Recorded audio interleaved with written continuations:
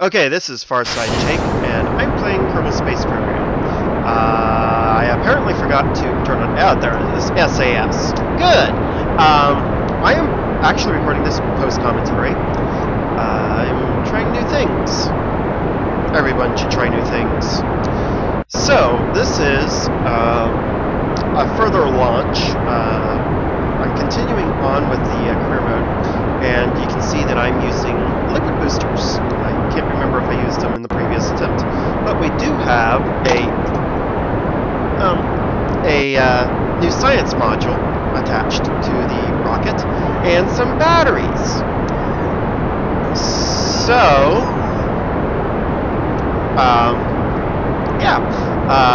so obviously this is not going well. We are turned pretty far over right now and only at about 2 kilometers into the sky. Yeah, at this point I am attempting to try to correct this and failing pretty miserably. Yeah, poor, I think his name might be Dunlin Kerman. Can't really see it on the preview window here.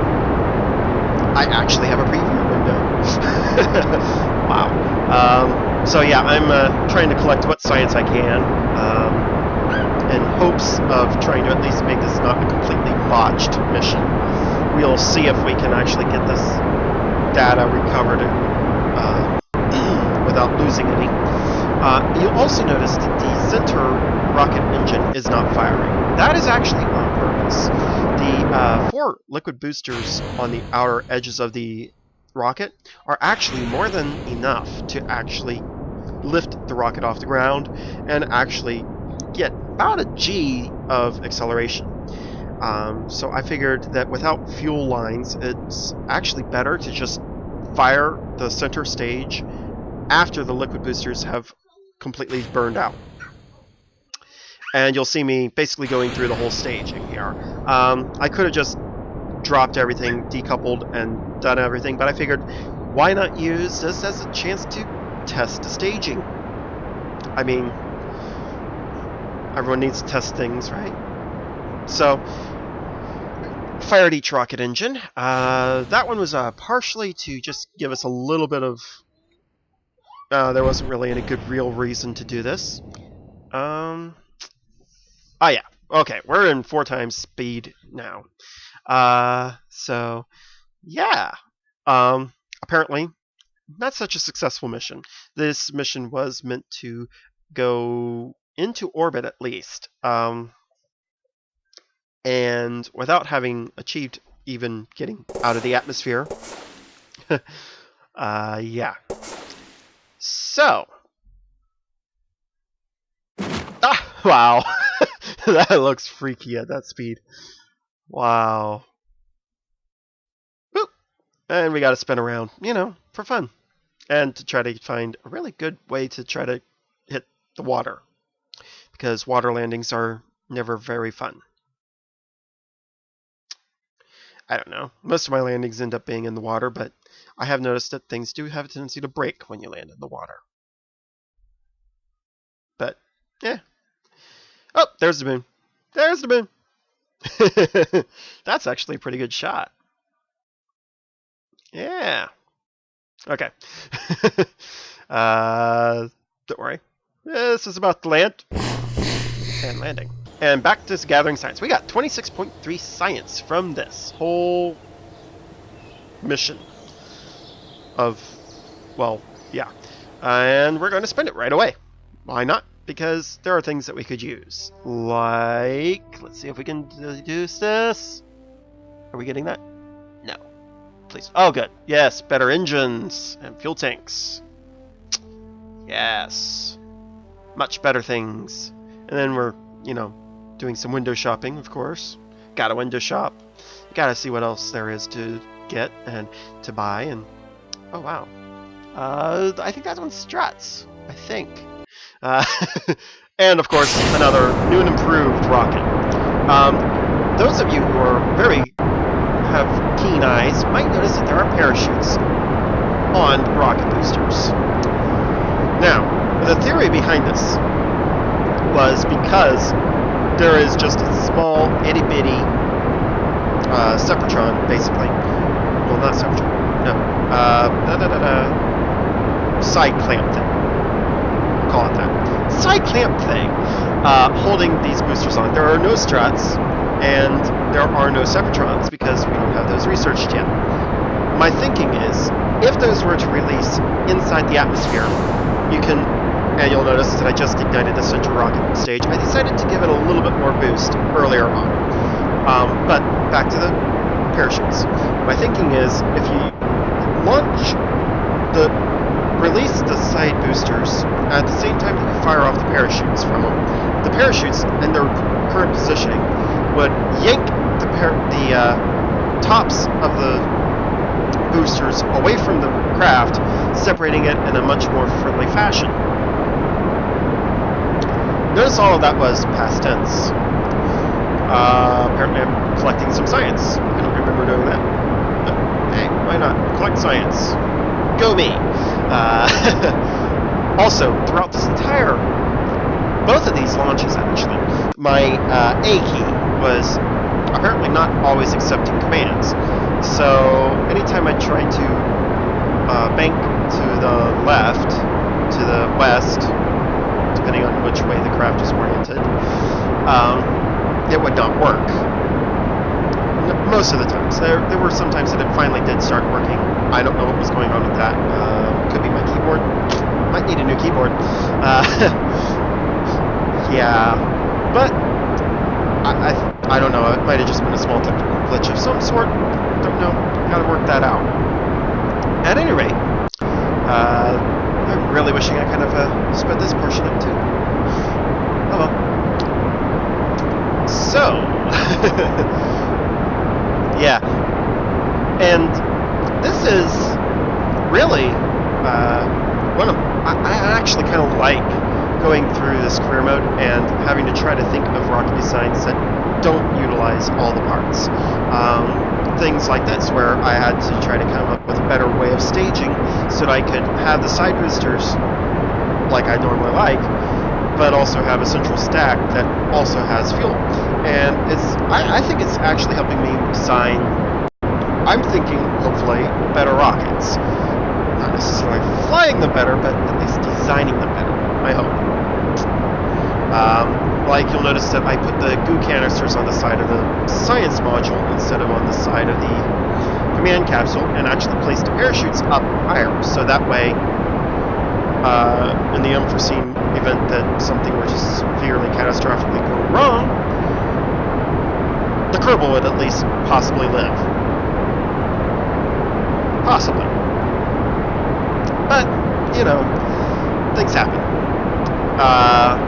So we're actually getting quite high on this mission. This is a much nicer, more reasonable mission. It handles really well.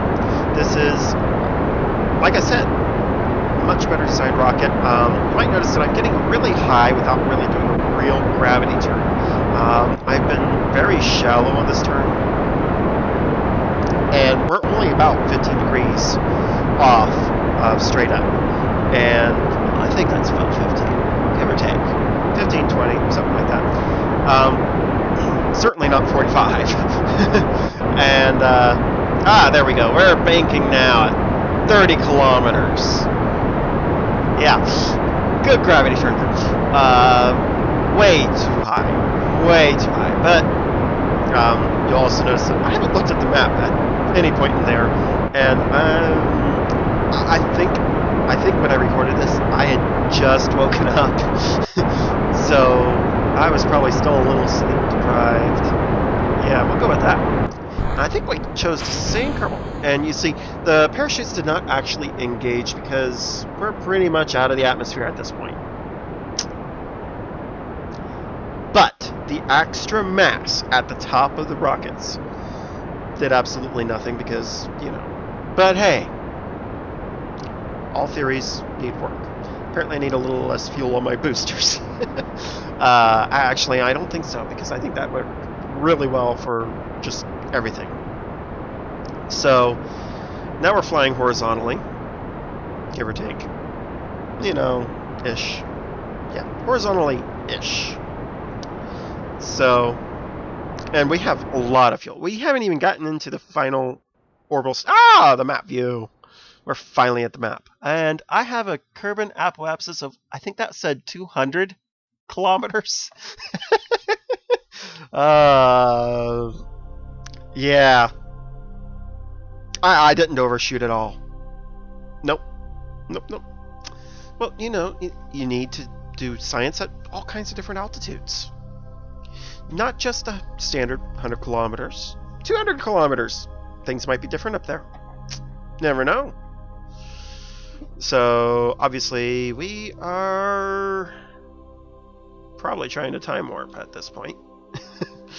Or something. What am I doing? I don't know. I'm looking up my apoapsis. That's what I'm doing. Oh, I'm adding a maneuver. Okay. And forgetting which keys I'm pressing. Okay, there we go. So basically that just gives me a timer. So that way I don't have to go back to the map view and determine exactly whenever I need to hit the apoapsis. And basically gives me a countdown to when I need to start burning. And I'm about to start my burn. And what am I going to do? I click out to the map view. Why? Because I decide to actually set up a true maneuver node and tell myself, hey, let's just, you know, have a countdown for the velocity that we need to reach too. You know, actually use a maneuver node. Because why not? And then I just, you know, start fiddling with it. Playing around with the whole maneuver node thing and look at the Kerbin apoapsis 213 versus 192. Think, oh, well, let's see if we can get that a little bit more even. No, you can't. Not from there. No. Yes, just live with it. And hit the wrong key. Again. Yeah. There we go.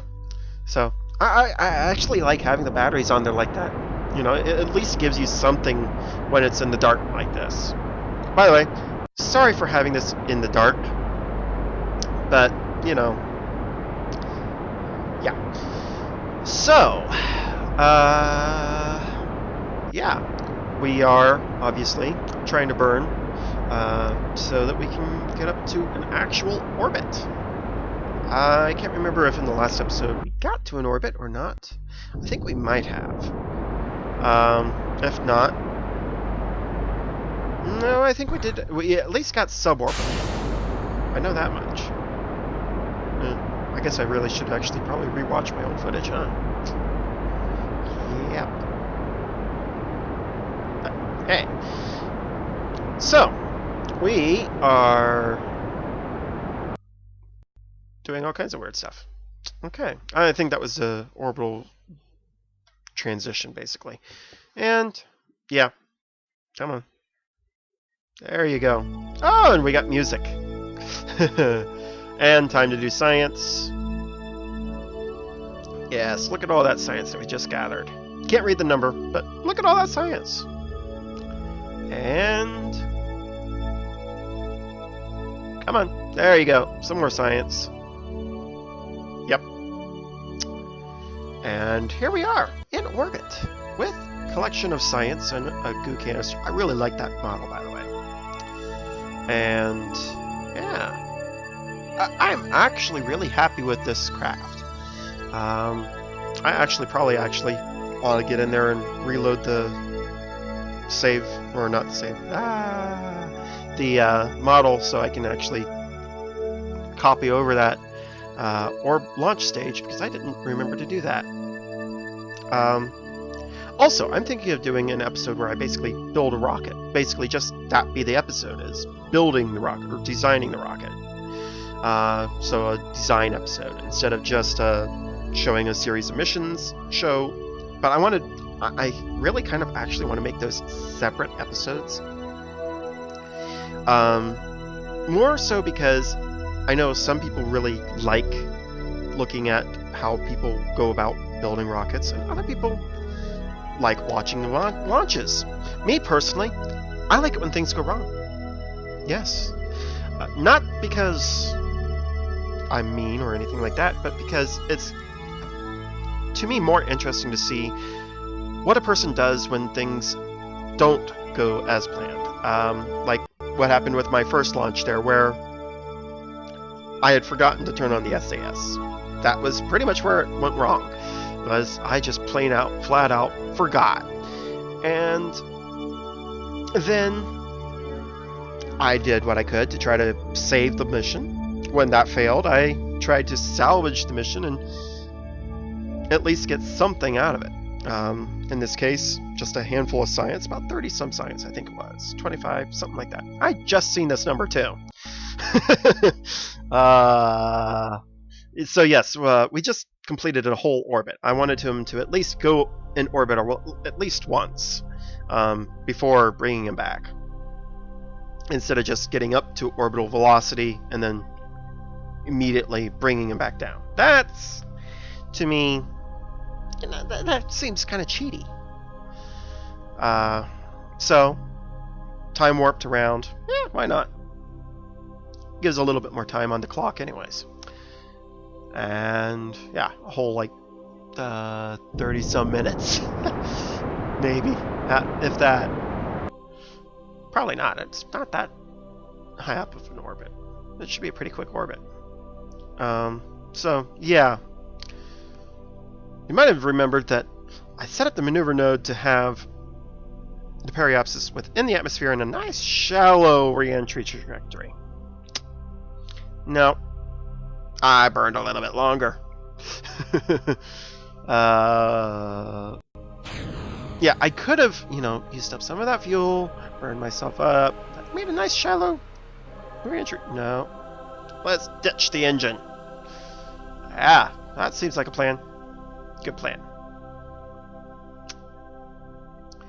So, yeah.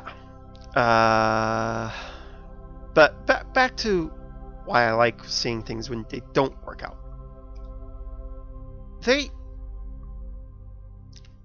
It's more of, yeah, like I was saying, I like it when people try to correct.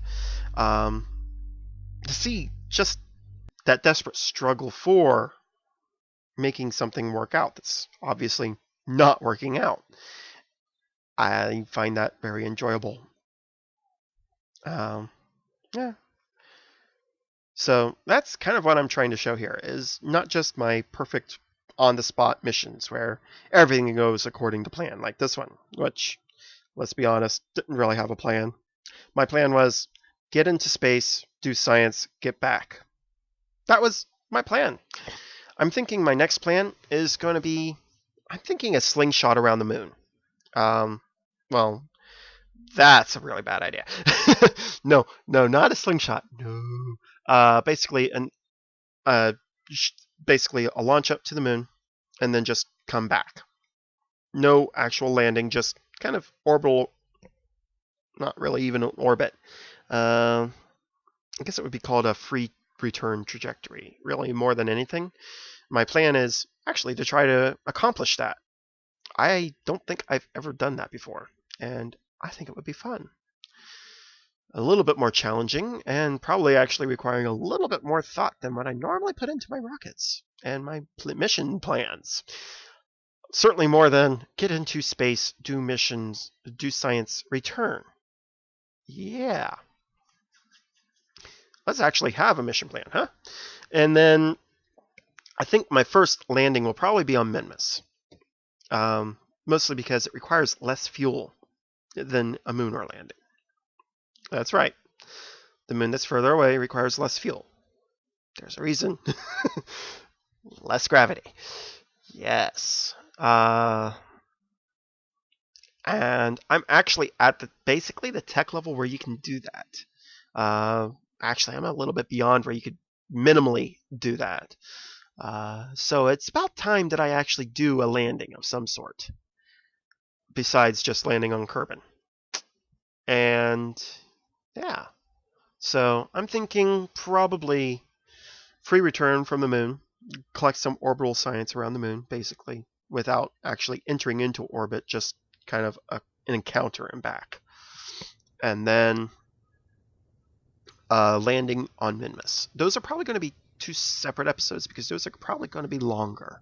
Assuming everything actually goes according to plan and I don't crash or design something that just completely and totally does not work, which is always a possibility. And I haven't even developed the craft idea yet. To be completely honest, I think that my current craft is probably capable of doing at least a first mission. To be honest, I think I had quite a bit of fuel left there before I ditched it. So, and really that's pretty much the easiest part, is just out there.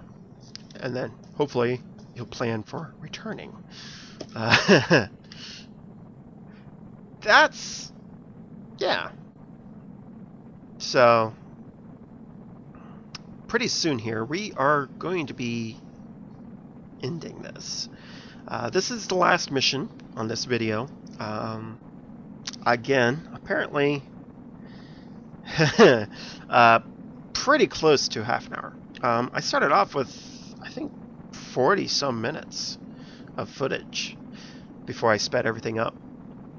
Well, the parts that I did speed up got sped up. And I really like re-entry. Wow, that... If you haven't noticed yet, I have ADD. And I do not follow topics well. Okay. Oh, you might notice I'm re-entering without SAS. And this is actually all based on the actual aerodynamic properties of this rocket. Using vanilla KSP, I managed to get a rocket that's balanced well enough that it actually re-enters the atmosphere without tumbling. I think that's pretty awesome. That alone is actually really a nice little return capsule. I'm thinking that this is probably going to be the heart of most of my rockets for the future, is basically this little science module capsule. And then whatever else I build around it. Because it works. It's an effective return vehicle.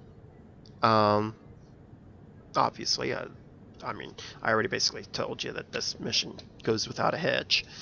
Although there is always room for hitches, right? And yeah, wow, that's actually a really nice view right there. Yeah.